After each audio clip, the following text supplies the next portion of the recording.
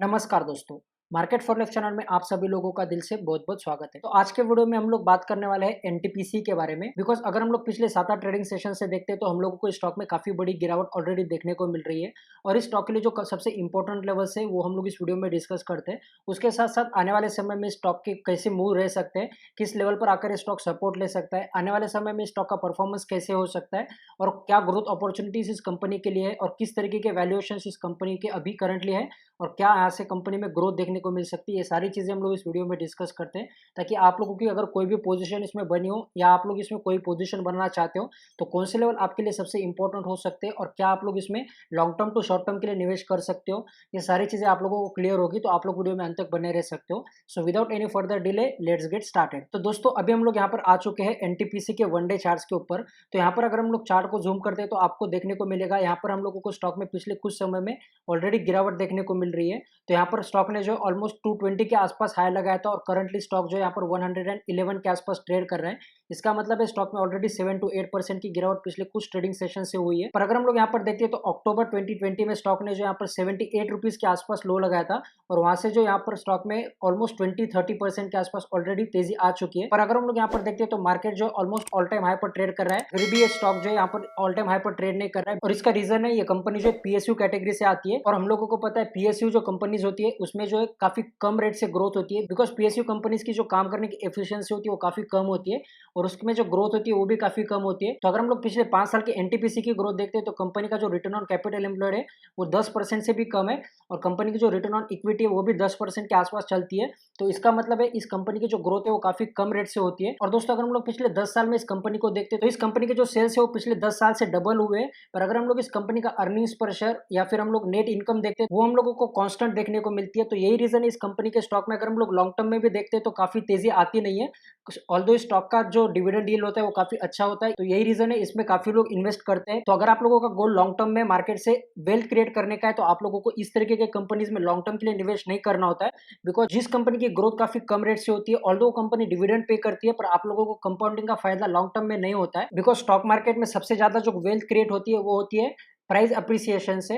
और इस तरीके के कंपनी जो डिविडेंड काफी ज्यादा देती है पर उसके प्राइस में अप्रिसिएशन नहीं होता है वो आप लोगों को लॉन्ग टर्म में वेल्थ क्रिएट कर नहीं दे सकती है। तो अगर आप लोग इस तरीके के कंपनीज में ट्रेडिंग के हिसाब से कोई पोजीशन बनाते हो तो आप लोग इसमें काफी अच्छे रिटर्न्स बना सकते हो। पर अगर आप लोग इस तरीके के कंपनी में काफी लॉन्ग टर्म के लिए निवेश करते हो तो आपको रिटर्न जो है वो सिर्फ डिविडेंड यील्ड ही मिलती है। स्टॉक की जो प्राइस होती है वो ऑलमोस्ट फ्लैट ही रहती है। बिकॉज अगर हम लोग देखते हैं तो 2007 में भी एनटीपीसी की जो प्राइस थी वो यहाँ पर 100 रुपीज के आसपास थी और अगर हम लोग करंटली मार्केट प्राइस पर देखते हैं तो अभी भी ये स्टॉक जो है यहाँ पर 112 के आसपास ही ट्रेड कर रहा है। इसका मतलब है प्राइस अप्रिसिएशन का जो फायदा होता है आप लोगों को कुछ भी नहीं मिला है, सिर्फ आप लोगों को जो है हर साल यहाँ पर 5% से ऊपर डिविडेंड डील मिली है। तो दोस्तों पीएसयू सेगमेंट में मेरा लॉन्ग टर्म के लिए व्यू तो क्लियर है। आप लोगों को अगर लॉन्ग टर्म में काफी ज्यादा वेल्थ क्रिएट करनी है तो आप लोग पीएसयू के साथ नहीं जा सकते हो। सिर्फ अगर आप लोग डिविडेंड के लिए इन्वेस्ट करना चाहते हो तो ये कंपनी आपके लिए काफी अच्छी है। बिकॉज इस कंपनी के जो फंडामेंटल्स है वो काफी अच्छे हैं। सिर्फ इस बिजनेस में एक प्रॉब्लम है जो आप लोगों को हमेशा यहाँ पर पता होना चाहिए। यही रीजन है इस कंपनी में जो है काफी अच्छी ग्रोथ नहीं होती है। हम लोगों को पता है दुनिया में जो पोल्यूशन का प्रॉब्लम है वो काफी ज्यादा बढ़ रहा है और इस कंपनी का जो बिजनेस है वो थर्मल पावर जनरेशन का है। इसका मतलब ये कंपनी जो है कोयले को जलाकर बिजली जनरेट करती है और कोयला जलाने से जो है सबसे ज्यादा पोल्यूशन होता है। और यही रीजन है गवर्नमेंट भी जो है यहाँ पर रिन्यूएबल एनर्जी की तरफ यहाँ पर डाइवर्ट हो रही है जिसमें आता है सोलर पावर जनरेशन, विंड से पावर जनरेशन और उसके साथ साथ हाइड्रो इलेक्ट्रिक पावर जनरेशन।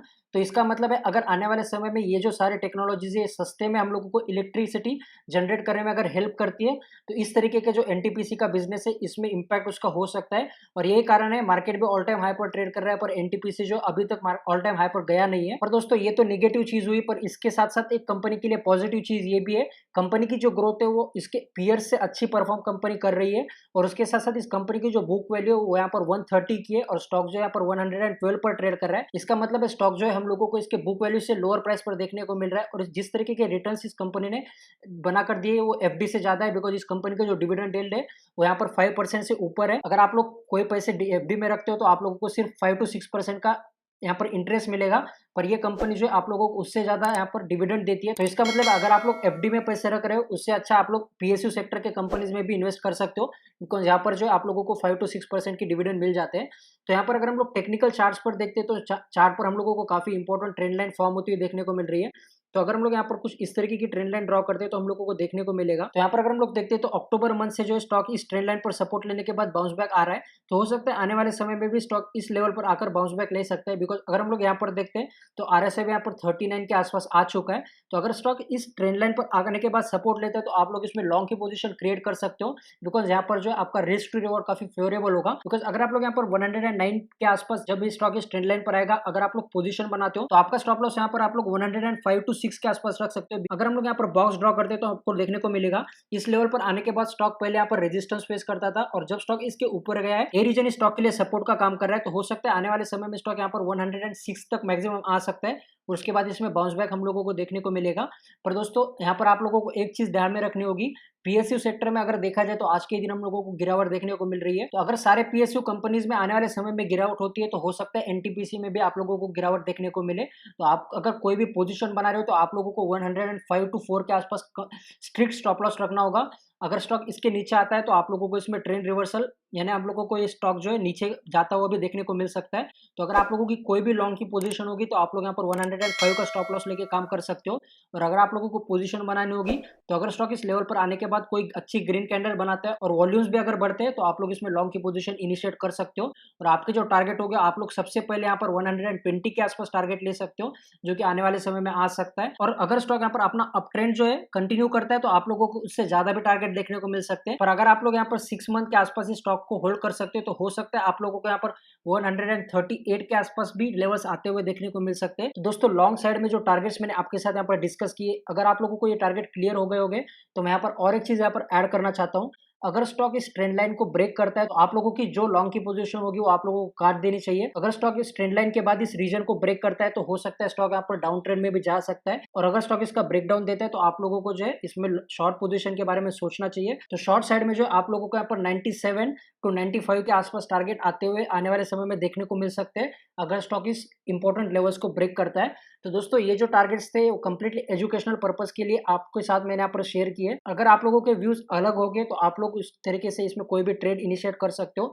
तो ये वीडियो जो था कंप्लीटली एजुकेशनल पर्पस के लिए था। तो अगर आप लोगों को इस वीडियो को देखने के बाद कोई भी चीज सीखने को मिली होगी तो आप लोग वीडियो को लाइक कर सकते हो। और स्टॉक्स के फंडामेंटल, टेक्निकल और उसके साथ साथ स्विंग ट्रेडिंग अपॉर्चुनिटीज की वीडियोस देखने के लिए आप लोग मार्केट फॉलो चैनल को सब्सक्राइब कर सकते हो। और इस चैनल पर जो कंपनी के फंडामेंटल्स की वीडियो शेयर किए आप लोग वो भी जाकर देख सकते हो। सो थैंक यू एंड जय हिंद।